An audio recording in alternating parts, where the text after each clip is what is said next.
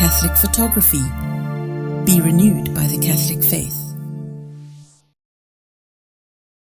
Donc aujourd'hui, je voudrais parler de maturité. Maturité, notamment maturité spirituelle. Amen. Évidemment, qui dit maturité spirituelle dit aussi maturité humaine, psychologique, sociale, familiale, physique, tout parce que la maturité spirituelle va impacter, d'accord, toutes les autres maturités.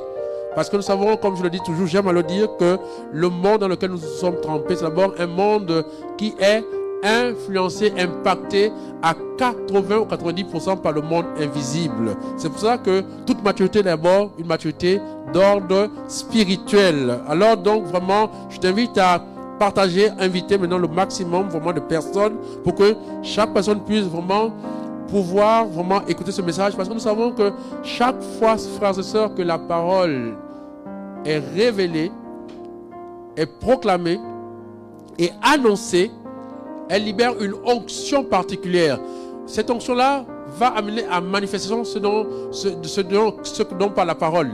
Si la parole parle de guérison, cette parole va libérer une onction de guérison. Si elle parle de délivrance, cette parole va libérer une onction de délivrance. Si cette parole parle de prospérité, elle va libérer une onction de prospérité. Si elle parle de maturité spirituelle, ça veut dire qu'elle va libérer une maturité spirituelle. Voilà pourquoi chaque enseignement, chaque prédication, chaque école a son caractère particulier, a sa grâce, a sa faveur. Je voudrais vraiment que toi qui m'écoutes ce soir, que tu puisses saisir, t'approprier, d'accord, cette onction, cette grâce, cette faveur, cette bénédiction qui va être relâchée et qui a déjà commencé à être relâchée au travers de la louange et de cette prière au nom de Jésus. Je voudrais, comme texte de base, que nous puissions lire ensemble 1 Corinthiens chapitre 3, les versets 1 à 3. 1 Corinthiens chapitre 3, les versets 1 à 3. Je lis pour vous et pour moi. Pour mon frère, je n'ai pu vous parler comme à des hommes spirituels, mais comme à des êtres de chair, comme à des petits enfants dans le Christ. C'est du lait que je vous ai donné à boire et non une nourriture solide. Vous ne pouviez encore la supporter, mais vous ne le pouvez pas davantage à présent, car vous êtes encore charnel. Du moment qu'il y a parmi vous jalousie et discorde, n'êtes-vous pas charnel et votre conduite n'est-elle pas du tout humaine? Alléluia. Oh, gloire à Jésus pour cette parole. Ici, frères et sœurs, Paul dit clairement qu'il y a des êtres qui sont au niveau spirituel des enfants. Il y a des êtres qui sont au niveau spirituel des adultes. Il y a des êtres qui sont au niveau spirituel charnel, c'est-à-dire que des gens encore, malheureusement, qui sont sous le coup, frères et sœurs, du Satan, des ténèbres, sous le coup de malédiction, de maladies, des sorts, des gens qui vivent en dessous, d'accord, en deçà de ce que Dieu a prévu pour leur vie. Des gens qui n'ont pas encore goûté à l'extraordinaire de Dieu, à l'héritage, à la puissance, à la gloire de Dieu. Des gens dont les yeux ne sont pas encore ouverts. Les gens qui peuvent encore savoir, frères et sœurs, que réellement, suivre Dieu, c'est la plus belle chose que l'on puisse avoir sur la terre. Adorer Dieu, frères et sœurs, c'est la plus belle chose qu'on puisse avoir. Célébrer Dieu, frères et sœurs, vivre, marcher avec Dieu, c'est une chose extraordinaire. C'est une chose qui épanouit. C'est une chose qui amène dans notre vie des choses, des bienfaits. Ici, vraiment, frères et sœurs, les églises, malheureusement, aujourd'hui, sont des lieux de contre-témoignage. Parce que nous allons rencontrer qu'il y a dans nos églises beaucoup de personnes encore qui vivent pauvrement, qui sont malades, qui sont charnels, qui sont des personnes qui justement, quand on les voit, on n'a pas envie de devenir chrétien. Il y a trop de personnes et ça c'est, il y a plus de monde, frères et sœurs, qui sont encore des enfants, qui sont encore des personnes charnelles. Et qui sont des lieux malheureusement où quand on voit ça, on n'a pas envie de devenir chrétien. On doute même que Dieu existe. Parce que à côté de cela, on a l'impression que ceux qui vivent selon les ténèbres, ceux qui vivent sans Dieu, prospèrent, réussissent, sont plus épanouis que nous. Et ça donne envie, frères et sœurs, de faire n'importe quoi dans sa vie. Ça donne envie de rentrer dans les groupes ésotériques, ça donne envie de rentrer dans les groupes aujourd'hui sataniques, ça donne envie de rentrer dans du grand n'importe quoi. Et donc, finir par rentrer dans une espèce de destruction de notre destinée, de notre vie, et connaître une vie, frères et sœurs, sur terre, une vie de misère, de tristesse, une vie de désolation, en fait. Et finalement, laisser croire que Dieu n'existe pas, et laisser croire que l'Église est un refuge, un club de personnes pauvres, misérables, malades, maudites, alors que ce n'est pas vrai.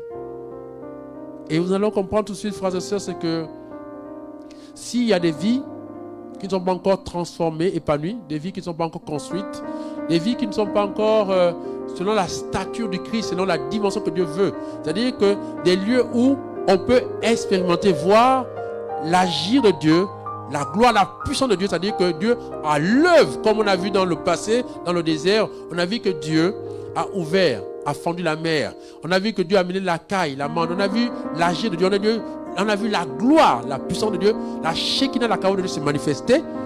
Si c'est vrai qu'on ne le voit pas encore, c'est vraiment parce que c'est encore dans nos églises, il y a encore beaucoup de personnes immatures. Et Paul dit clairement, frères et sœurs, c'est que je n'ai pas pu vous parler comme à des hommes spirituels. Parce que vous voyez voir qu'il y a même des discours, des enseignements, frères et sœurs, qui ne peuvent pas être enseignés à des personnes qui sont charnelles, qui sont des enfants. Pourquoi? Parce que ça peut produire le contraire. Je prends un exemple simple. Frères et sœurs, Jésus nous donne un bel enseignement à travers la résurrection de Lazare. Il montre, comme dit Luc 1,37, car rien n'est impossible à Dieu. Il démontre qu'il est le chemin, la résurrection et la vie. Il dit, celui qui croit en moi ne mourra jamais. Il le montre, il le démontre, il nous enseigne, il fait l'expérience. Et, frères et sœurs, un tel enseignement, il n'y a rien de plus beau, de plus extraordinaire, frères et sœurs, que de voir quelqu'un mort, qui ressuscite. Parce qu'on finalement, on arrive à croire que finalement, c'est qu'on peut vaincre la mort. Parce que regardez qu'est-ce que les gens ont en ce moment, les riches, les richissimes, les millionnaires, d'accord, les multimilliardaires n'ont pas encore. Vous allez voir qu'il y a des gens aux États-Unis, en Europe, qui quand ils meurent, ils payent des milliards pour conserver leur corps. Afin que si un jour, on trouve la cure de jouvence, si on trouve le remède contre la mort, que l'on puisse les ressusciter. Donc il y a des gens qui payent des milliards. Et Jésus nous montre que non. Effectivement, il y a déjà ce remède. Il y a déjà cette cure de jouvence.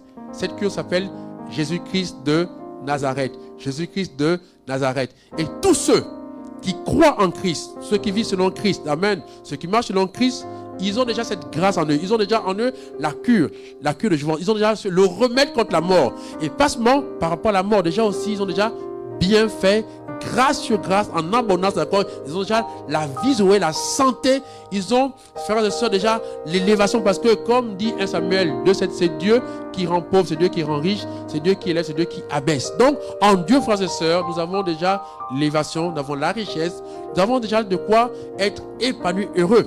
Évidemment, frères et sœurs, cela n'est possible que si et seulement si tu n'es pas charnel, tu n'es pas un enfant.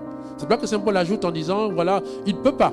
Il dit, c'est pour ça que vous allez voir que lorsque l'on ressuscite Lazare, certaines personnes ont été émerveillées, dit waouh, il est vraiment le chemin, la résurrection et la vie. Mais d'autres personnes, par contre, ça a été le contraire, parce que c'était des êtres charnels, donc le message a été mal perçu, donc le message a produit le contraire.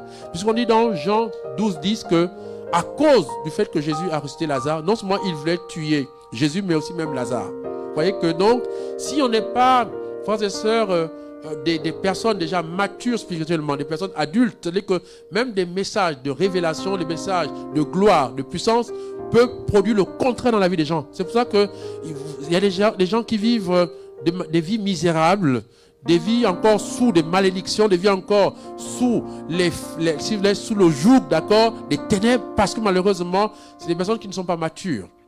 Parce que pour se libérer réellement, pour s'affranchir réellement des ténèbres, de la maladie, de la pauvreté, de tout ce que l'on connaît, d'accord, si vous voulez, de la dépression, frères et sœurs, du négativisme, frères et sœurs, on a besoin d'être des personnes matures. Parce que, frères et sœurs, n'oubliez pas, comme dit Osée 4,6, mon peuple périt par faute de connaissance. Amen. Or, la connaissance révélée, ou encore la connaissance, frères et sœurs, n'est donnée qu'à des personnes matures, parce que tout le monde ne peut pas la recevoir. C'est pour ça d'ailleurs, vous allez voir quelque part qu'ils n'ont pas tellement tort. dans un certain sens, évidemment, les groupes ésotériques. Et ésotérique veut dire caché. Pourquoi? Parce qu'il y a des révélations qu'on ne peut pas donner à tout le monde. C'est pour ça que vous allez voir que même si Jésus a 12 apôtres, même si Jésus, on voit que dans chaque dimension biblique, il y a 3 typologies. Il y a la foule, les 72 disciples, donc les disciples, et il y a les 12 apôtres. Et encore même dans les 12 apôtres, encore il y a des dimensions de révélation que Dieu ne donne pas à tout le monde. Parce que sur la montagne, sur le mont, d'accord, à la transfiguration, frères et sœurs, Jésus n'amène pas les 12. Il amène Pierre, Jacques et Jean. Et il leur dit, ne dites à personne ce que vous avez vu. Pourquoi? Parce qu'il y a des dimensions de révélation, de connaissances qui ne sont pas données à tout le monde, frères et sœurs. Nous, déjà, on voit qu'effectivement, il y a des gens, malheureusement, qui, face à la chose révélée, la chose prophétique, ça peut produire le contraire. Et je comprends qu'il y a réellement des œuvres de Dieu, de miracles de Dieu, qui dérangent à tout point de vue, qui peut déranger, frères et sœurs, même des hommes de Dieu. Pourquoi? Parce qu'en fait, ça va venir entacher, parce qu'ils ne sont pas matures pour accueillir. Et donc, on peut finir par accuser, traiter que c'est de la sorcellerie, c'est du charlatanisme, etc. Parce qu'en fait, on n'a pas encore la maturité spirituelle pour recevoir certains types de connaissances, de révélations. Et donc, voilà pourquoi Saint Paul dit, oui, il y a des gens qui faut donner du lait. Parce que si vous donnez, même d'ailleurs Jésus dit clairement qu'on ne peut pas donner les perles aux porcins. Jésus dit il y a même un type d'alimentation qu'on ne peut pas donner aux porcins. C'est-à-dire que Jésus dit il y a un type de choses qu'on ne peut pas donner aux porcins. Pourquoi? Parce que c'est des choses de valeur. Parce qu'ils ne sauront pas la valeur, ils vont la gaspiller. C'est pour ça que malheureusement, frères et sœurs, il n'y a que les gens qui sont immatures dans les églises et qui sont nombreux, c'est la foule immense. On va voir, qui sont tellement nombreux, frères et sœurs, n'ont pas accès à un type de connaissance. Et même si, par mégarde, Dieu relâche cela au cours d'une campagne d'évangélisation ou d'une prière ou d'un miracle, frères et sœurs, cette connaissance n'apporte pas, frères et sœurs, les fruits ou encore les bienfaits. Ça va produire le contraire. C'est-à-dire que ça va au contraire susciter la colère, la jalousie. Regardez, quand Jésus qui passait faisait du bien, dans Luc 24, les disciples disent que Jésus était un prophète puissant en parole et en œuvre, en acte. Mais cette puissance du Christ, au lieu qu'elle ait un bienfait pour les scribes, les pharisiens, les sénatriens, elle était un mauvais fait parce que c'était des personnes qui n'étaient pas encore matures pour accueillir ce type de révélation. D'où, frères et sœurs, c'est vraiment très important. La croissance. D'ailleurs, nous voyons que même Jésus lui-même, dans sa vie, il a eu besoin de grandir. On voit clairement que dans Luc chapitre 2, les versets 51 à 52, on dit Jésus grandissait en taille, en sagesse, en grâce et en taille devant Dieu et devant les hommes. Devant Dieu et devant les hommes. Ça veut dire, frères et sœurs, c'est que on voit bien que la maturité suppose un processus de croissance. On a besoin, comme Christ, de grandir. Devant les hommes, c'est-à-dire humainement parlant, on doit grandir. C'est-à-dire que cette maturité spirituelle suppose que devant les hommes, c'est-à-dire humainement, je dois grandir. Mais aussi, devant Dieu, c'est-à-dire que spirituellement, je dois grandir. C'est-à-dire que c'est un ensemble qui doit entrer dans un processus de croissance. Parce que vous allez savoir, frères et sœurs, qu'en Dieu, soit je crois, soit je grandis ou je décrois. Il n'y a pas de milieu. Ça n'existe pas. Tous ceux qui ne grandissent pas dans le Seigneur décroissent. Tous ceux qui ne se convertissent pas, il y a la déconversion en fait. Il y a un processus de déconversion. Autant il y a la conversion, il y a aussi un processus de déconversion. C'est-à-dire que le processus de conversion, d'aller vers la conversion, c'est aussi le chemin inverse. C'est-à-dire qu'il n'y a pas de milieu, ça n'existe pas. Parce que c'est pour ça que vous allez voir que dans Actes chapitre 4, verset 12, il est dit que il n'y a pas d'autre nom sous lequel nous sommes sauvés que le nom de Jésus-Christ de Nazareth. C'est-à-dire qu'il n'y a pas de plan A, B, C, non, que je stade. Non, non. C'est comme l'avion. L'avion n'a pas de pause. L'avion, vous voyez, quand on va dans les sommets, des dimensions des sommets, comme un avion, l'avion, frères et sœurs, ne stagne pas, l'avion vole. Parce qu'il y a le processus, frères et sœurs, de, si vous voulez, la loi de jugement, la loi de la pesanteur, et donc il y a aussi une autre loi qui permet, parce que si le processus de la loi de l'avion est estompé, la pesanteur va tout de suite l'absorber vers le bas. D'où vous allez comprendre, frères et sœurs, c'est que nous avons besoin effectivement de maturité. Et vous allez comprendre pourquoi. C'est pour ça que vous allez remarquer que dans Saint Paul dit qu'il y a une nourriture solide. Une nourriture solide. C'est pour ça que les gens ont besoin plus que hier, d'avoir une nourriture solide. d'avoir un langage solide, d'avoir des visions solides, de faire des expériences, frères et sœurs, qui vont choquer. Voilà pourquoi Jésus a un processus avec ses apôtres, d'accord?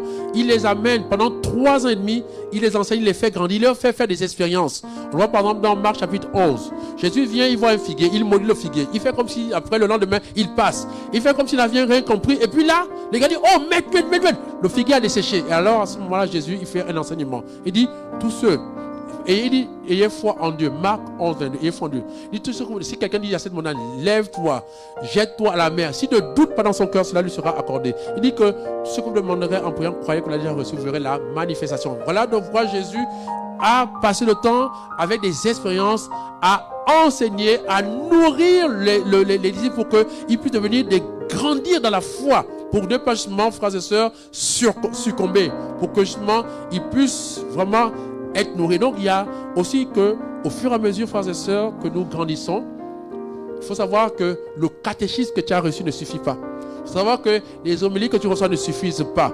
Il faut savoir qu'il y a besoin, plus que hier, d'un processus de nourriture spirituelle, d'enseignement, des choses de qualité, d'expérience de Dieu. C'est-à-dire que pas des idées de Dieu, simplement d'expérience de Dieu. C'est-à-dire que tu dois expérimenter ton Seigneur. C'est-à-dire que tu dois arriver, comme dit le Seigneur. Pourquoi il dit? Parce que autant le ciel est élevé au-dessus de la terre, autant mes pensées ne sont pas vos pensées, mes chemins ne sont pas vos chemins. Donc tu dois pouvoir t'élever pour rejoindre les pensées de Dieu, les révélations de Dieu sur ta vie. Parce que c'est ça qui change la vie.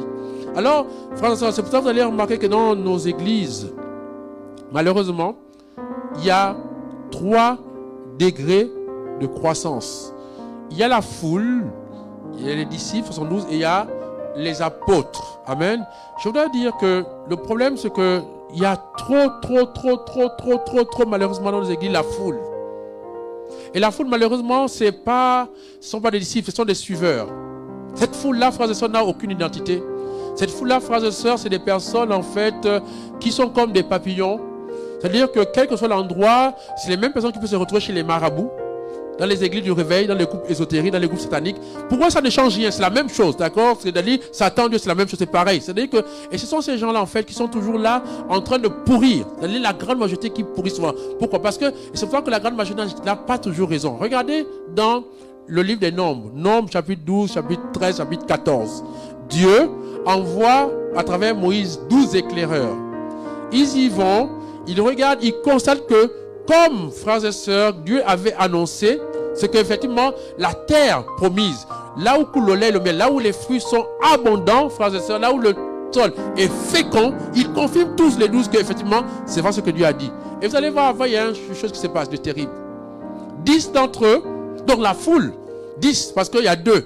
10 d'entre eux, donc la foule, commence à dire la majorité, comment dire, mais, oh là là, oh, il y a les fils d'Énac. Il est fils d'Énac. Et ils nous voyaient comme... Et à cause de ce que la foule dit, tout le peuple finit par pleurer. Même Moïse, on va mourir. Vous voyez un peu le danger de souvent le groupe, la foule. La foule, c'est la même foule, vous allez voir, remarquer que quand Jésus faisait des miracles, le suivait, la connaissait, les rameaux. Les rameaux, ils mettent les tapis, ils acclament, oui, Hosanna, Hosanna, Hosanna. La même foule qui passe de l'acclamation pour dire crucifie-le, crucifie-le. Vous voyez un peu la même foule. Et ça, malheureusement, la foule est instable. La foule, ce sont des moutons. La foule, ce sont des suiveurs. Vous allez voir que dans les réseaux sociaux aujourd'hui, frères et sœurs, malheureusement, il faut se le dire, TikTok, les Facebook et tout le reste, avec les influenceurs, ils ne font que des suiveurs. Parce qu'eux-mêmes ne sont pas des leaders. Pour faire des leaders, il faut que ce soit un leader. Or, un influenceur ne peut pas faire un leader. Un influenceur fait des suiveurs. C'est pour ça qu'aujourd'hui, malheureusement, avec les réseaux sociaux, de plus en plus, frères et sœurs, on fabrique des suiveurs, des moutons, des personnes qui n'ont aucune maturité, ni psychologique, ni spirituelle, ni humaine, parce qu'il y a tellement de bêtises qu'on dit aux gens. C'est-à-dire que les gens ne sont pas nourris. Les gens vivent dans le superficiel. Donc, voilà pourquoi vous allez voir que la foule, et quand il y a la foule, c'est cette foule-là, malheureusement, qui ne vient pas pour Dieu. Elle vient pour les hommes, elle vient pour la rumeur, elle vient, vous voyez, frères et sœurs, normalement, quand on vient à l'église, on ne vient pas pour le pape, pour les cardinaux, pour l'évêque, pour le prêtre. On vient pour Dieu, frères et sœurs. C'est le Seigneur qu'on suit. Le psalmiste dit que je lève les yeux vers la montagne, d'où me viendra le secours. Le secours me vient du Seigneur qui a fait le ciel et la terre. Voilà pourquoi vous allez voir que si quelqu'un n'a pas pris conscience que je viens pour Dieu, c'est poser des bonnes questions, frères et sœurs, il va être attaché à tout ce qui est superficiel, charnel. Vous voyez un peu. Ils vont passer le temps à dire, oui, les prêtres, ils font comme ça. Voilà pourquoi Jésus disait dimanche dernier, il dit, ne faites pas ce qu'ils font, mais faites ce qu'ils vous disent, parce qu'ils prêchent la chair de Moïse. Pourquoi? Parce que Jésus dit, il faut faire la différence entre le dépôt, la grâce qui est opérée, c'est-à-dire la présence de Dieu lui-même dans nos églises, parce qu'il a dit là où 2 ou 3 sont rassemblés sur le milieu d'eux, il y a réellement dans nos églises la présence de Dieu qui est réelle. Amen. Dieu est présent. Le problème, frères et sœurs, c'est que la foule ne vient pas pour le Seigneur. Les gens viennent pour tout. Il y a même des voleurs. Vous allez prendre la communion, quelqu'un vient voler votre sac. Pendant que vous marchez, quelqu'un regarde votre paire de chaussures. Pendant que les gens viennent, oui, machin, les groupes. Et trop de nos groupes et mouvements, ce ne sont pas, frères et sœurs, des disciples. C'est des personnes qui ont eu des idées sur Jésus, qui ont eu le congrès sur Jésus, qui ont été au catéchisme, d'accord, qui ont eu des idées, mais qui n'ont jamais franchi le stade de la foule pour être des disciples, d'accord. Donc, ils sont encore des gens de la rumeur. Et c'est ces gens-là, frères et sœurs, on les trouve partout. Qui vont là-bas dans les églises de réveil, dans l'église catholique, qui vont dans les groupes ésotériques, qui sont partout, ils n'ont pas d'identité. Et c'est ces gens-là qui sont, frères et sœurs, la chair à canon, malheureusement, des satanistes, des occultistes. La chair à canon, frères et sœurs, ou malheureusement aussi quelquefois des églises de réveil déséquilibrées. Malheureusement, ce sont des chairs à canon aussi, malheureusement aussi quelquefois des gens immatures et qui vont commencer ça et là, frères et sœurs, des marabouts, parce que c'est aussi ces mêmes personnes qui remplissent, frères et sœurs, chez les marabouts. Vous voyez? Et donc, c'est ce problème. Et nous, c'est des personnes, malheureusement, qui vont empoisonner les églises. Qui vont empoisonner les églises. Et qui vont excuser leur manque de croissance, qui vont excuser leur manque, frères et sœurs, de vie dans le Seigneur par le fait que non, voilà, oui, c'est le frère, c'est la sœur. Ils trouvent des excuses, des justificatifs, d'accord, par le fait même que, frères et sœurs, ils n'avancent pas dans leur vie, d'accord. Leur vie est une vie médiocre, d'accord. Leur vie est une vie, malheureusement, une vie pleine encore d'esclavage, de souffrance, de misère. Et ils ne comprennent pas encore qu'en fait, tant qu'ils sont à ce stade-là, frères et sœurs, ils sont encore des esclaves. Ils sont des suiveurs.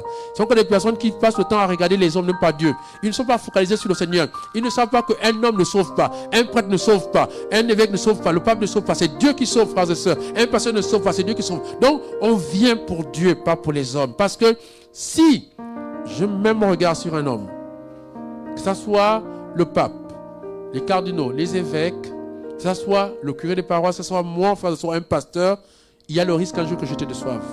Parce que je suis humain. Et le jour où ça va arriver, comme tu as, au lieu de regarder vers le Seigneur, au lieu de te focaliser, de suivre Dieu, c'est-à-dire entrer dans un processus, d'accord, de rencontre du Seigneur. Si tu te limites sur un être humain, frères et sœurs, tôt ou tard, le jour où l'être humain là est sujet de scandale, qu'il est pédophile, qu'il est homosexuel, qu'il est ceci, qu'il est là, que tu découvres ses fragilités, non seulement il tombe, mais toi aussi tu vas tomber. Et d'où c'est pour ça que vous allez voir que Satan, c'est très facile pour lui de déstabiliser une église. Pourquoi? Parce que beaucoup de gens viennent pour les hommes, viennent pour le prêtre, viennent pour ceci, viennent pour là, et viennent pour la sœur en Christ. Et donc, ils n'ont pas le regard focalisé sur le Seigneur. C'est encore des moutons, des suiveurs. Ils viennent parce qu'un jour, papa dit que va au catéchisme. Ils viennent parce qu'un jour, ils sont dans une famille chrétienne, amen, où tout le monde est baptisé, confirmé. Donc, il y a des idées, c'est des religieux, mais pas des croyants. Et donc, vous allez voir que des gens qui n'ont pas dépassé le stade du catéchisme, d'accord, qui n'ont pas atteint la nourriture, c'est encore les gens qui ont bu le sein, le biberon, le lait, alors ils n'ont pas encore atteint la croissance. Et d'où c'est des gens qui n'ont pas compris encore que, frères et sœurs, on est là pour Dieu, pas pour les hommes. Que, de toute façon, je m'attends à ce que même mon père, ma mère me déçoivent, mais pas Dieu. Mon père, ma mère peut me décevoir, mais pas Dieu. Mon curé peut me décevoir, le pape peut me décevoir, tout le monde peut me décevoir, mais pas Dieu. Voilà pourquoi mon regard est focalisé sur le Seigneur. C'est pour ça que même quand il y a des scandales au niveau de l'église, l'église est inébranlable parce que Christ est inébranlable. Parce que les hommes sont branlables, les hommes peuvent trébucher, mais pas Dieu. Voilà pourquoi la fondation, la pierre angulaire, Ce n'est pas le pape, ce n'est pas les évêques, ce n'est pas un pasteur, ce n'est pas un prêtre, mais c'est seul Dieu. Voilà pourquoi il faut grandir, commencer à comprendre qu'il faut sortir, frères et sœurs, du charnel, sortir de la chair, arrêter de suivre Apollos ou Paul, d'accord? Mais c'est focaliser sur Jésus-Christ de Nazareth. C'est lui qui sauve. C'est le seul sauveur. On vient pour Dieu. Frères et sœurs, c'est pour cela qu'on est là. C'est pas pour les êtres humains. C'est pas pour les groupes. Non, frères et sœurs. Et dans cette dimension, tant que je ne l'ai pas compris, ça dit que le problème, c'est qu'au départ, je peux comprendre qu'il y a quelqu'un qui m'a amené, qui peut avoir que j'ai entendu une belle prédication. Il y a une sœur qui m'a amené, il y a un frère qui m'a amené, il y a un parent qui m'a amené. D'ailleurs, ça peut même au fait que papa et maman étaient mariés à l'église. Ils m'ont amené à l'église et j'ai dit oui, mes parents sont mariés à l'église. L'église c'est beau. Et puis un jour, je réalise que papa et maman ont divorcé. Que papa trompe maman, qu'il est méchant. Alors, évidemment, ça peut être des sources de dire, mais comment se fait-il que eux qui m'emmènent à l'église tout le temps, eux qui m'emmènent à l'église comment? Ils m'emmènent au catéchisme. Et puis voilà que je découvre la nudité de mon père et de ma mère. C'est pas parce qu'ils sont nus que Dieu est nu. Ça prouve juste ma suffisance que ça reste des êtres humains comme toi et moi. D'où lève ton regard vers le Seigneur. Alors, quand tu vas commencer à réaliser que tu lèves ton regard vers le Seigneur, alors tu vas rentrer dans un processus. Alors tu vas, comme vous allez voir qu'à un moment, Jean-Baptiste montre le doigt vers le Christ. Il dit, voici l'agneau de Dieu qui enlève le péché du monde. À ce moment-là, on dit que Philippe et André laissent Jean-Baptiste. Ils quittent la foule. Ils quittent un certain type de nourriture spirituelle. Ils quittent le catéchisme. Ils quittent le fait qu'on m'a amené là-bas. On m'a dit oui, voilà. Ils quittent la religion pour entrer dans l'expérience de Dieu. Alors, ils sont dans un processus où ils n'ont plus envie d'avoir des idées sur Dieu. Ils veulent faire l'expérience de Dieu. C'est-à-dire qu'il y a quelque chose qui commence à toucher leur cœur. Comme dit Actes chapitre 2, les versets 37 à 40. On dit, en entendant cela, il y a eu le cœur transpercé. C'est-à-dire qu'il y a quelque chose qui se passe. Il y a comme dit Luc 24, les 31, il dit, voilà pourquoi notre cœur était brûlant. Il commence à avoir un feu en moi. Parce que Jésus a dit dans Luc 12, 49, c'est quand il dit, je suis venu allumer un feu. La présence de Dieu est un feu. Est un feu, est un zèle. Voilà pourquoi je commence à voir, comme dit Jean 2, 17, le zèle de ta maison brûle mon cœur. Parce que celui qui est dans cette maison est un feu.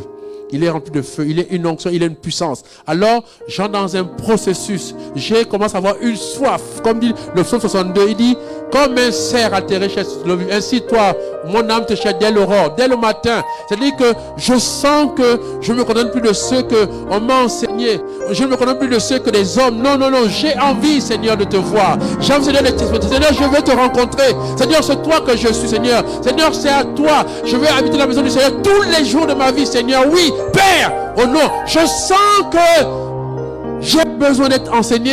Je sens que j'ai besoin de découvrir. J'ai besoin d'expérimenter le Seigneur. J'ai besoin d'aller dans le désert.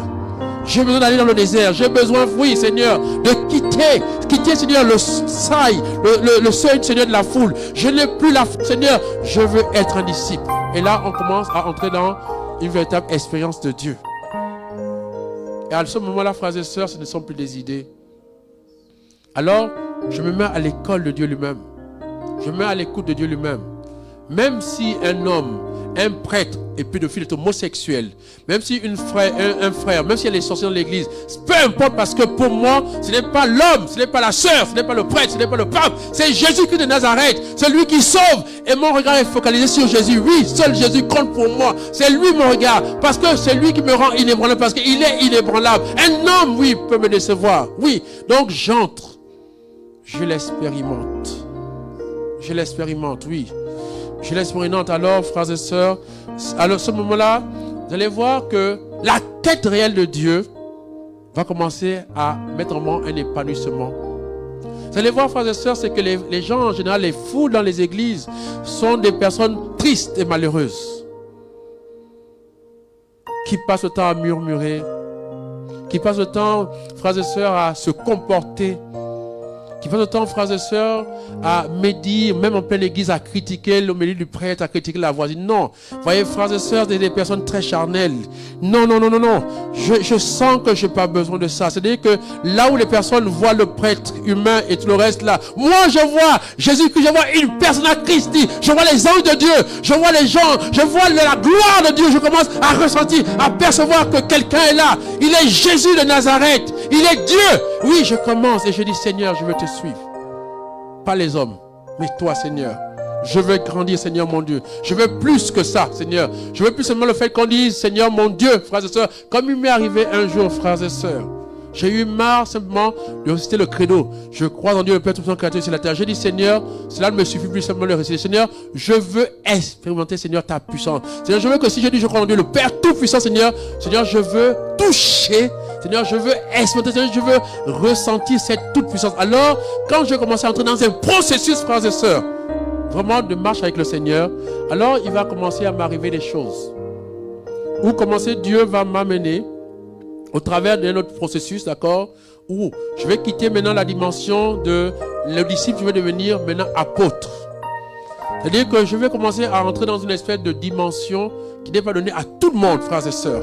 Il y a un autre niveau, frères et sœurs, de dimension où Dieu va m'amener. C'est pas même pas les apôtres, il va m'amener dans des dimensions où je vais vivre des expériences, où je vais penser au moment que je suis fou, où je ne vais plus être reconnu, où je vais être comme Moïse sur le mont Horeb. C'est-à-dire que quand Moïse monte sur le mont Sinaï, tellement il est affecté par la gloire qu'il est dit que quand il descend du mont Sinaï, la gloire est sur lui. La gloire est sur lui, frères et sœurs. La gloire est sur lui. Il devient non plus un être terrestre, mais un être terrestre glorifié. Car la gloire de Dieu est sur lui. À partir de ce moment-là, tu vas commencer à vivre des expériences de la montagne, des dimensions que tu n'imagines même pas.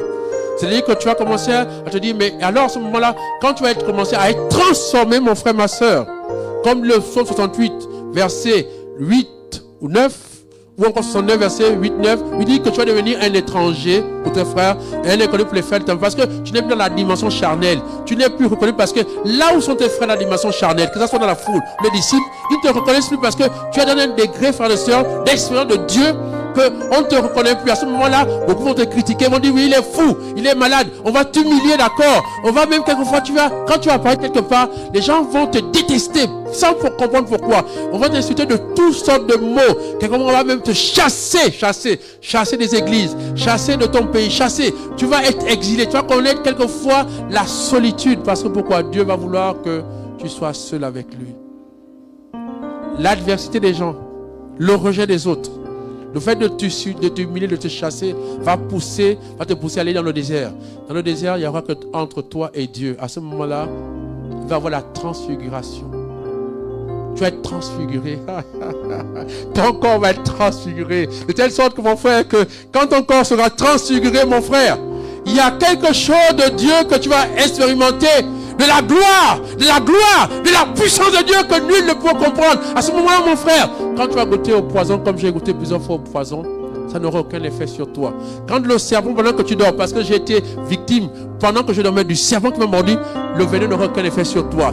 Mon frère, quand la maladie viendra, quand ton corps est glorifié désormais, mon frère, quel que soit le virus, quel que soit ce que les hommes ont dit que c'est incurable, à cause de la gloire qui est sur toi, à cause de ce corps qui a une autre dimension de gloire du Seigneur, mon frère, alors tu vas te rendre compte que quelle que soit la maladie alors qui est dans ton corps, tu trouveras la guérison. Parce que tu ne peux plus mourir par maladie. Oh, je parle à quelqu'un ce soir. Et tu verras finalement qu'il y a un extraordinaire de Dieu. C'est-à-dire que tu vas te rendre compte que marcher avec le Seigneur, c'est épanouissant. Il n'y a pas de plus grande joie.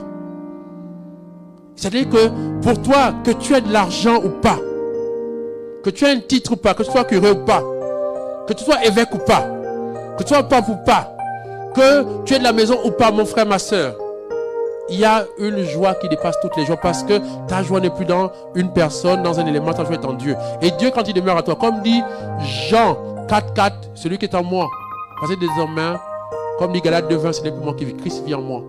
Tu es Christ, Christ est en toi, toi en Christ, vous êtes un. Alors, les mêmes réalités, c'est-à-dire la même puissance de Jésus est en toi. Alors, tu vas commencer quand tu vas prier, mon frère et ma soeur. Pendant que chaque fois que tu priais, que tu seras là, que quand tu étais dans la foule, ou même disciple, quelquefois, quand tu priais, il n'y avait aucun miracle au nom de Jésus, il n'y avait aucun démon ne fuyait. Désormais, même ta seule présence, comme on voit avec Paul et Pierre, rien que l'ombre ou les mouchoirs de Pierre et de Paul suffisait à guérir les malades. C'est-à-dire que là où tu es, mon frère, s'il y a la présence démoniaque, il sortira au nom de Jésus. C'est-à-dire que là où tu as vu, mon frère, tu vas expérimenter quelque chose de grand, de puissant. Il y a quelque chose désormais qui va bouleverser totalement ta vie. Je viens de vivre une expérience de Dieu, frères et sœurs, récemment. Non seulement vous allez voir que récemment, frères et sœurs, je suis allé sur la montagne pendant 9 jours. J'ai jeûné, j'ai prié. Je n'avais plus de voiture, j'étais à pied.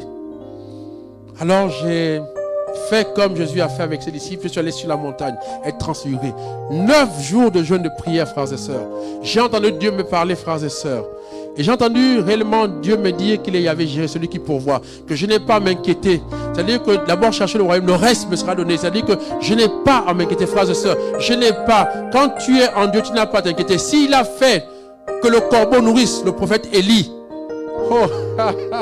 s'il a fait nourrir par le corbeau Élie, comme il le faut, il va te nourrir. Comme il le faut, il va pouvoir tes besoins. Parce que c'est le même Dieu. C'est le même Dieu qui a nourri son prophète par la veuve de Sarepta. C'est-à-dire que c'est le même Dieu qui a fait que la jarre d'huile, le vin de femme ne s'est pas épuisé parce qu'il est Dieu. C'est ce même Dieu-là, quand je suis descendu de la montagne, frères et sœurs, à ce moment-là, pendant que j'étais en train de rendre grâce à Dieu, 3 jours après, quelqu'un m'a offert, il y a une semaine après, il m'a offert une voiture de 27 millions 800. Neuve. Et ce qui s'est passé, c'est bon parce que on m'a aussi offert un tapis pour le sport. Alors j'ai vécu une chose. J'ai vécu une chose merveilleuse, frères et sœurs. Là, seulement, j'ai eu la voiture, mais on m'a offert un tapis pour le sport. Et voilà que quand je descends avec la voiture, le tapis tout neuf, avec les sachets. Je me suis arrêté quelque part autour de la paroisse là. Et puis il y a quelqu'un, pendant que j'étais dans la maison, en train de discuter, rendre grâce à Dieu, fait donner le témoignage. Il y a quelqu'un qui me vole le tapis de sport derrière la voiture. Il part avec le tapis de sport. Alors, frères et sœurs, je savais que j'étais tellement rempli de la présence de Dieu. Quand je suis rentré, j'ai rendu grâce à Dieu. J'ai dansé, j'ai jubilé, j'ai glorifié Dieu, j'ai béni Dieu. Oh, Bachende, louange et gloire à ton nom, Seigneur. Merci, mon Dieu. Le gars m'a vu le tapis, il saura qui est mon Dieu. Il saura quelle est mon identité, Seigneur, mon Dieu. Parce qu'il y a une dimension, quand tu entends Dieu, on ne te vole plus. 3 jours plus tard, je repars chez la personne et j'ai dit à la personne, est-ce que tu sais que pendant que j'étais chez toi là, j'ai dit à cette famille, pendant que j'étais là chez vous, on m'a volé le tapis et j'ai expliqué. Il dit, comment mon père, tu ne nous as pas dit? J'ai dit, non. Je n'ai pas besoin de vous dire parce que j'ai un Dieu de gloire. J'ai levé. Et pendant que je parlais avec dans cette famille-là, ils ont été témoins. Voilà qu'un jeune homme, un braqueur, arrive, vient me dire, il savait pas qui j'étais. Il me dit, tonton, c'est moi qui ai pris le tapis. Il est venu rendre le tapis. Je ne sais pas ce qui s'est passé. Mais lui-même a couru, il dit, voilà le tapis. Il a rendu le tapis pour un frère. Mon frère, je vais dire à quelqu'un, vous savez, je vais vous dire une chose, frères et sœurs. Dans Jean 10, il est dit que le voleur ne vient que pour voler et dérober. Il vient que pour voler et dérober. Il vient que pour voler et dérober. Et il est homicide. C'est-à-dire qu'après vous avoir dérobé. Parce que, frères et sœurs, Satan, le diable, Belzéboul, frères et sœurs, est un voleur. Il va voler tout en toi. Il va voler ta joie, il va voler ta destinée, il va voler ta santé, il va te voler le tapis, il va voler ton argent. C'est-à-dire que tout ce qu'il va voler, tes relations, ta vie sociale, ta vie affective, ta vie familiale, il va tout voler en toi. C'est-à-dire qu'il va même voler ta joie, ton goût, même la prière. C'est-à-dire qu'il y a des moments où tu ne sais plus, tu es lourd, tu n'as plus d'enthousiasme, tu n'as plus envie de rien, tu es dépressif. Il va donner même, tu vois, ton dynamisme. Et à ce moment, mon frère, ma soeur, il va finir par, en volant tout, apporter la mort chez toi. Alors je veux dire à quelqu'un que tu sais, quand tu atteins la dimension de l'apôtre, tu n'es plus la foule, tu n'es plus disciple, tu es dans la dimension de l'apôtre, on ne peut plus te voler quoi que ce soit. Je me souviens de quelqu'un qui m'a dit qu'un jour, la personne a amené mon nom chez un marabout. Chez un marabout. Le marabout, pendant que la personne amène mon nom, et la personne qui veut le témoigner, elle me dit, mon père, voilà, mon père. Le marabout m'a chassé, il m'a dit, tu veux me tuer quoi? Pas, plus jamais ne viens, plus ici, mon frère, ma soeur. Quand tu as la dimension de Dieu, il y a quelque chose qui est rattaché à toi. Quand Moïse descend du mont Horeb, Il est tellement rempli de la gloire, de la puissance de Dieu. Il est tellement rempli de la connaissance de Dieu. Il a tellement expérimenté Dieu que les gens ont du mal même à regarder face à face. Il y a des gens qui ne pourront plus te regarder face à face. Il y a des ennemis qui ne pourront plus t'humilier. C'est-à-dire, ils ne tiendront jamais. Ils ne pourront plus, frères et sœurs. Ce sera comme une dimension comme Goliath contre David. Tu vas les terrasser tous. Tu seras inébranlable. Et tu vas découvrir, frères et sœurs, c'est que quand tu viens sur la terre, si c'est vrai que des hommes humains peuvent donner, un président peut donner les voitures, des biens à leur fils, mon frère, tu vas savoir une chose qui est très simple. C'est que Dieu pourvoit, que Dieu aussi a prévu des bienfaits pour ta vie, la santé, le travail. Il y a dans Dieu, frères et sœurs, excusez-moi, la vie sur la terre, c'était un lieu d'épanouissement. Adam et Ève étaient épanouis au jardin d'Éden. La vie en Dieu épanouie, frères et sœurs, c'est une vie de joie. C'est une vie de joie. Et chaque fois que tu verras que tu n'es pas épanoui dans la vie de foi, sache que quelque part tu as été volé. Sache que tu n'es pas encore mature. C'est que tu n'as pas encore compris que quand on est en Dieu, frères et sœurs, il y a un signe. Quand vous allez voir les églises froides, les églises se vider, frères et sœurs, parce que quand Dieu est présent quelque part, même il y a la croissance. C'est-à-dire que l'église grandit, tout grandit en Dieu parce qu'il est Dieu. C'est pour ça qu'il faut les hommes matures. Pour que les paroisses changent. Il y a des paroisses qui s'évitent. Pourquoi? Parce que celui qui n'est pas mature, frères et sœurs. Pour que la maturité soit contagieuse, il faut quelqu'un qui soit mature. Parce que la maturité en Dieu est contagieuse. Et elle est épanouissante. Elle te rend libre des critiques, libre des hommes qui te jalousent. Oui, tu es heureux. Et la joie se manifeste dans ta vie. Il y a des signes. Ta vie ne peut plus tourner en rond. C'est impossible, mon frère. C'est impossible parce que quand Dieu est présent dans la vie de quelqu'un, quand tu suis le Seigneur, tu n'as plus une vie qui tourne en rond. Il y a la terre promise. Il y a la croissance, il y a la gloire, la puissance. Oui, il y a les œuvres de Dieu qui se manifestent. C'est-à-dire que, frères et sœurs, pour que les œuvres de Dieu se manifestent dans la vie de quelqu'un, il faut des hommes matures. Parce que pour que ces œuvres viennent, il faut un type d'enseignement. Il faut comment on t'apprenne à mener à l'existence. Il faut qu'on t'apprenne comment bloquer la tempête. Jésus a appris, il y a des dimensions d'enseignement qui t'apprennent à bloquer la tempête, qui t'apprennent à soulever, dit la montagne, lève-toi, jette. Il faut. Et ces choses-là, ce n'est pas donné à tout le monde, frères et sœurs. C'est pour ça que des gens qui vivent une vie dans l'église, qui sont aigris, malheureux, c'est que quelque part, ils ne sont pas matures. C'est pour ça qu'on a tellement des églises froides, des jeunes qui partent dans l'église, qui quittent l'église, il faut d'avoir pris les sacrements. Parce que, frères et sœurs, les sacrements ne suffisent pas si les gens n'ont pas été enseignés, maturés.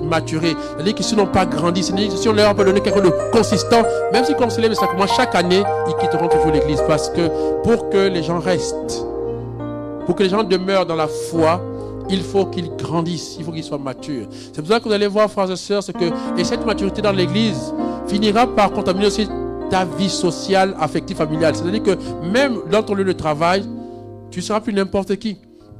Il y a un de mes fils aujourd'hui là, qui m'a dit, papa, tu sais, tu nous as dit que l'église était un laboratoire. Que quand tu sers Dieu, quand tu apprends, quand tu grandis, amen, c'est-à-dire que ta croissance, ta maturité spirituelle va impacter dans ta maturité sociale, professionnelle. Il me dit, je viens d'avoir une promotion. Et lui, depuis que je sers, depuis que je t'ai écouté, depuis que je suis là, il me dit, on vient de lui donner une promotion, une grande promotion. Et j'ai dit, finalement, en apprenant dans l'église, en grandissant dans l'église, en sortant de l'esprit de la religion, d'être religieux, à devenir un croyant, il dit, même ma vie sociale, tout est en train de changer. Même mes enfants sont en train de changer. Tout change dans ma vie, ma femme, tout change. Ma vie, ma vision, tout change. Et je suis épanoui. C'est ça, la vie dans le Seigneur. Frères et sœurs. Parce que il n'y a que quand des gens grandissent en maturité spirituelle que les œuvres de Dieu se manifestent réellement dans leur vie. C'est pour ça que vous allez voir, je termine en disant ceci. Les immatures, frères et sœurs, les immatures viennent rechercher dans les églises les onctions. Ils viennent chercher l'église dans les églises des miracles. Les femmes, les enfants, ils viennent chercher les postes et tout le reste là. Mais les matures, frères et sœurs, ils cherchent ce que le monde ne peut pas te donner. Parce que tu peux ne pas être dans l'église, mais avoir une femme, des enfants. Il y a des gens qui ne prient pas, qui sont billionnaires. Les gens qui servent Satan, qui sont billionnaires, qui ont des enfants, qui ont tous les voitures, tout ce que tu veux que le monde donne. Mais, frères et sœurs, la seule chose que le monde peut te donner, c'est la vie éternelle. Et qui dit vie éternelle, dit Dieu. Quand tu l'as compris, quand tu entres dans ce processus-là, de rencontre de Dieu, de recherche de Dieu, de soif de Dieu, de la vie éternelle, alors tu verras aussi qu'il y a des œuvres sur terre qui vont commencer à se manifester. C'est pour ça qu'il faut être mature. On n'est pas là pour les titres, les postes. On n'est pas là pour des titres, pour ceci. Non. On est là, frères et sœurs, pour le but. C'est pas comment je vais commencer, c'est comment je vais finir. C'est-à-dire le but pour moi, c'est la vie éternelle, c'est demain. C'est-à-dire que vivre tous les jours de ma vie auprès du Seigneur, c'est vraiment être récompensé comme les saints qu'on a vus. C'est ça le but de l'Église. C'est ça pourquoi je viens. C'est pourquoi j'aime Dieu, parce que c'est le seul qui peut me donner la vie éternelle. Je l'aime pour ça, parce que lui, le premier m'a donné sa vie. Il n'y a pas de plus grand amour que de donner sa vie pour ceux que l'on aime. Jean 15, 13. Oh, Shatakabasu. J'aimerais que tu te lèves maintenant, nous allons prier. Oh, Shekebo Sanda Baba. Oui, nous allons prier. Lève la voix, lève la voix. Entre dans cette dimension maintenant. Entre dans cette dimension. Entre dans ce temps de prière maintenant. Je disais tout à l'heure qu'à chaque fois qu'il y a une parole de Dieu, il y a une onction spécifique à cette parole. Il y a une grâce spécifique. Si je parlais de maturité ce soir, ça veut dire que Dieu veut contaminer. Dieu veut communiquer, transférer, impacter dans ta vie la maturité spirituelle. Et tu as tout à gagner. Alors, ouvre ton cœur, ouvre tes mains, ouvre ton intelligence à cette grâce de Dieu maintenant. Nous allons prier pour que tu la reçoives maintenant au nom de Jésus. Nous allons prier, tu vas te disposer pour recevoir la maturité spirituelle.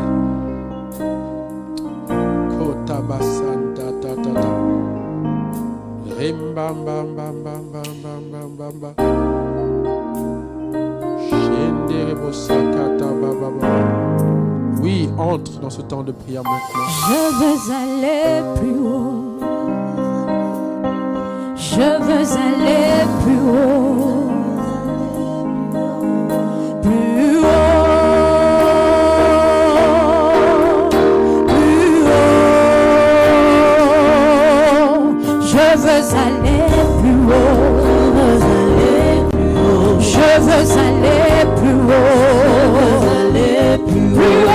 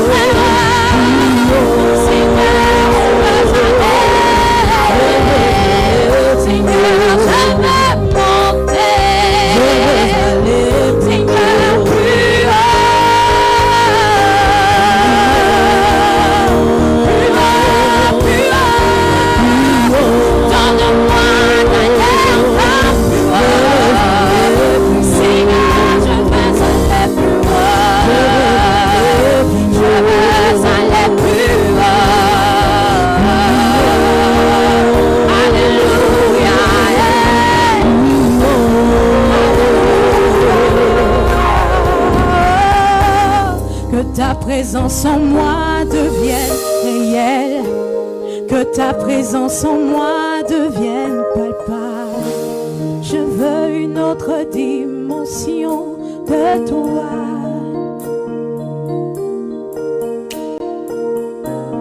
Que ta présence en moi devienne réelle, que ta présence en moi devienne palpable. Je veux une autre dimension de toi, la dimension du toucher, la dimension du toucher, la dimension de gloire, la dimension de gloire, la dimension de puissance, la dimension du toucher. Dimension de gloire, la dimension de puissance, je le déclare, c'est ma saison, dans la maturité, je grandis, tout ce que je touche deviendra, je conquéris tout ce que Dieu me donne, car il a décidé pour moi, je le déclare.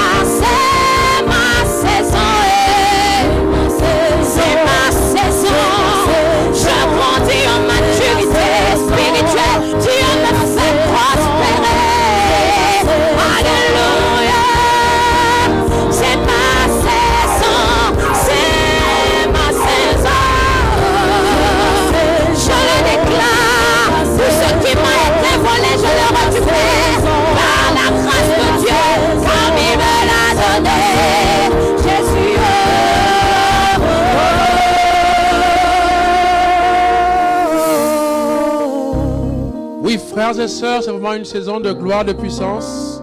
Il est temps pour toi, mon frère, ma sœur, d'aller plus haut. Beaucoup plus haut. Dépasser la foule, dépasser le disciple. Devenir un apôtre. C'est-à-dire entrer vraiment dans la dimension de la transfiguration avec Christ. Quand j'étais sur la montagne, pendant les 9 jours, Dieu m'a dit de dire à son peuple. Première chose, l'église est un lieu de vie, mon frère. L'église, la vie avec Dieu est un lieu de vie. Tu as la vie en Dieu. Tu n'as pas la mort, mon frère. Et un des signes de la vie en nous, c'est la joie, l'épanouissement. On est épanoui, mon frère. Il y a de la joie à servir de Dieu. Il n'y a pas de plus grand bonheur, mon frère, de donner sa vie pour ceux que l'on aime, de servir Dieu. Vraiment, c'est merveilleux, mon frère. La quête réelle de Dieu, frères et sœurs, est une quête qui épanouit, qui est pleine d'enthousiasme, de joie, mon frère.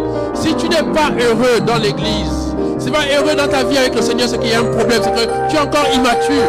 Quand tu vas commencer à monter dans le mont Horeb, sur le mont Horeb, au Sinaï, tu vas te rendre compte qu'il y a une gloire, il y a une puissance, il y a une dimension que je n'imagine pas de joie, plus que celle que donne un père, une mère, un frère, une épouse. Non. Oh, Nebosaka, oui, la vie, la vie, la vie. Tu es vivant en Dieu. Tu es vivant en Dieu. Tu es vivant en Dieu. Je voudrais dire à quelqu'un qui m'écoute ce soir, il y a la vie en toi ce soir. Dieu te communique la vie. Il est la vie. Il est la source de la vie. Il est le chemin, la vérité et la vie. Il est la Zoé. Oui, je te dis, il y a la vie en toi, mon frère. Lève-toi. Lève-toi. Je t'annonce au nom de Jésus qui te donne la vie pour toi. Que toute chose dans ta vie qui a desséché, qui est mort, prenne vie maintenant au nom de Jésus. Oui, la vie en Dieu. La vie, la vie, la vie, la vie. Oh, Nebosaka. Oui. Vie. Lève-toi, vie. C'est ta saison d'élévation de gloire, de puissance, de maturité, oui. La vie. Oh, Nebosaka. Oui. C'est ma saison. C'est ma saison. C'est ma saison. C'est ma saison. C'est ma saison de gloire. Je marche avec puissance dans la gloire de Dieu. Car c'est ma saison. C'est ma saison. C'est ma saison. C'est ma saison de puissance. Oui, c'est ma saison. C'est ma saison.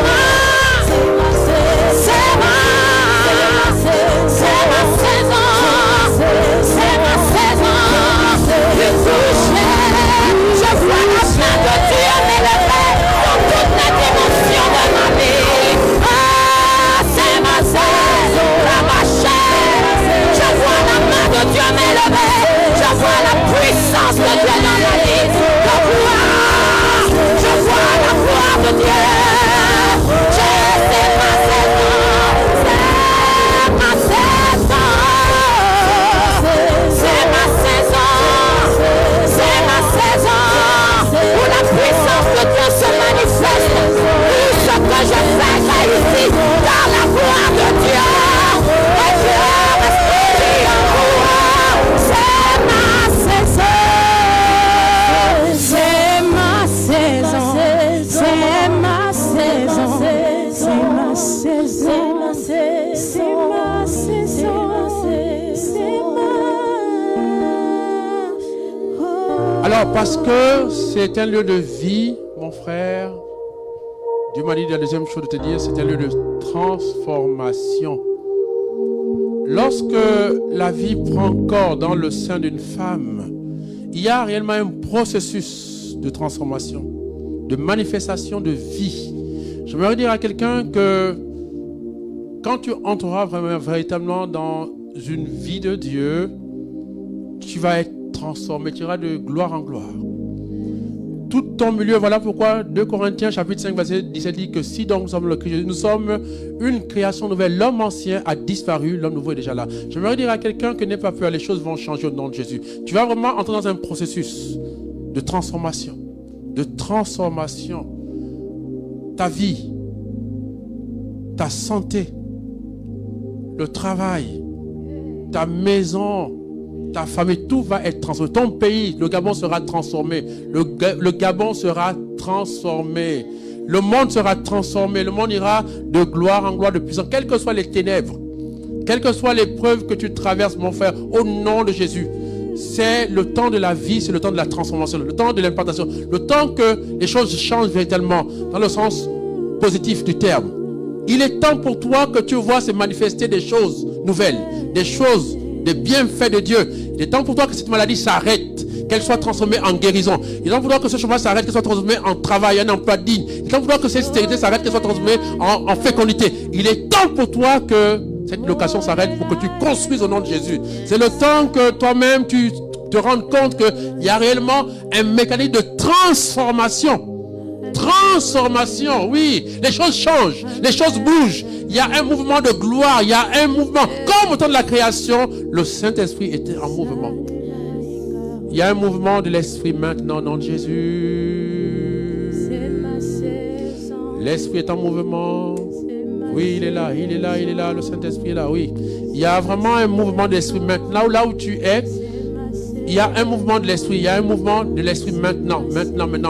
Comme au temps de la création, dans le désordre du tohu-bohu, le Saint-Esprit qui était en mouvement commence à mettre de l'ordre. Oui, je vois de l'ordre, je vois les choses prendre maintenant forme, vraiment. Ce chômage commence à disparaître, oui. Les choses incertaines commencent à être certaines maintenant. Oui, il y a une certitude, il y a une assurance que les choses changent au nom de Jésus. Le Gabon est sauvé, le Gabon est transformé, oui. C'est notre sort vers la félicité, oui, il faut le confesser. Quels que soient les menteurs du diable, non. Le Gabon est dans le temps de la félicité. C'est le temps. Quels que soient les êtres qui sont là. Le Gabon a commencé un processus réel de transformation. Le monde est dans un processus de transformation. Oui, les choses changent. Les choses changent. Dieu est au contrôle. Fais confiance en Dieu. Et le Saint-Esprit. Oui, je vois un mouvement de l'Esprit. Le Saint-Esprit est là. Le Saint-Esprit est là. Le Saint-Esprit est là. Il me fait du bien. Le Saint-Esprit est là. Le Saint-Esprit est là. Est-ce que tu peux le dire avec moi? Le Saint-Esprit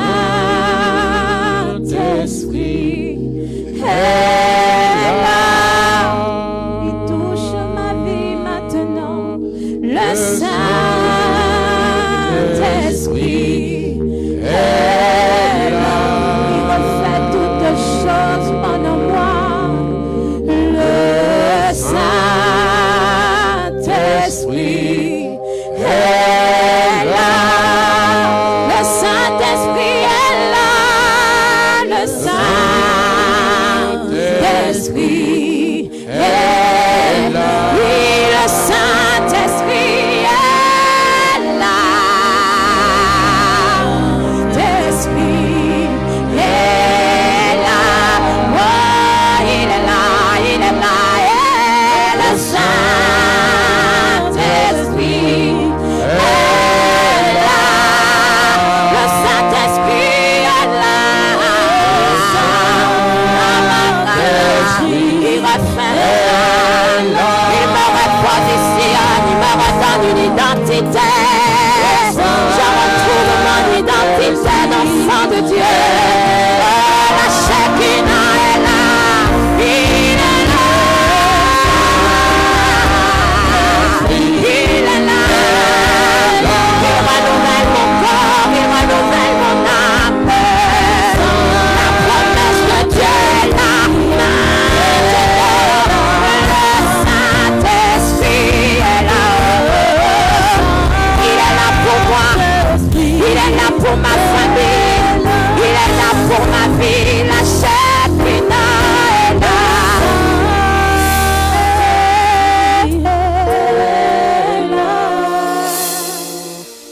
bien maintenant, toi qui m'écoutes vraiment, mon frère, ma soeur, il y a vraiment en ce moment un mouvement de l'esprit. Je ne sais pas qu'est-ce que tu traverses, qu'est-ce que tu vis, où tu es, mais là où tu es maintenant, au nom de Jésus, il y a un mouvement de l'esprit. Et là où l'esprit est, il y a la vie. Là où la vie est, il y a la transformation. Les choses bougent, les choses changent. Tout ce qui est haussement desséché dans ta vie est en train maintenant de reprendre vie au nom de Jésus. Ta situation est en train de changer totalement. Totalement. Alors j'aimerais te dire que là où tu es, lève-toi, commence à rendre grâce à Dieu, à le louer, à accueillir l'esprit de vie en toi. J'aimerais dire à quelqu'un que c'est le temps où la dépression, la folie maintenant quitte ton corps au nom de Jésus. C'est le temps où les angoisses quittent ton corps au nom de Jésus. C'est le temps où les peurs, c'est le temps où la solitude quitte ton corps au nom de Jésus maintenant. Car le Saint-Esprit ramène l'espérance qui ne déçoit jamais. Je veux dire à quelqu'un que c'est le temps pour toi que les choses vont changer maintenant au nom de Jésus. Alors, commence à l'accueillir. Commence à l'accueillir. Il y a un mouvement de l'esprit.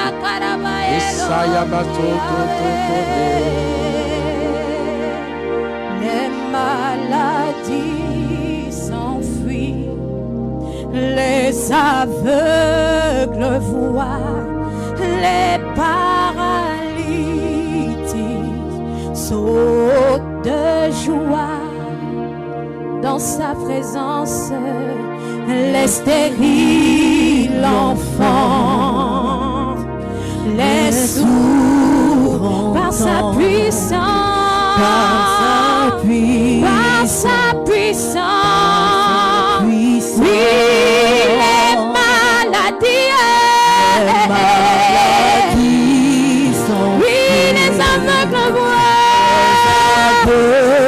le ciel est ouvert, ils sautent de joie, les stériles enfants,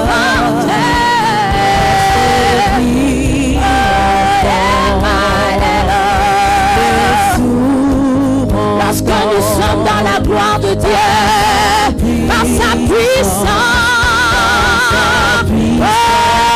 les maladies sont les aveugles voient, les paralytiques sautent de joie, les stériles enfantent,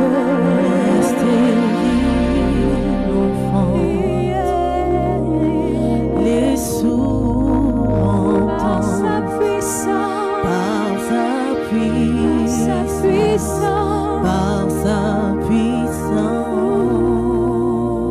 Alors, j'aimerais maintenant, mon frère, ma soeur qui m'écoute,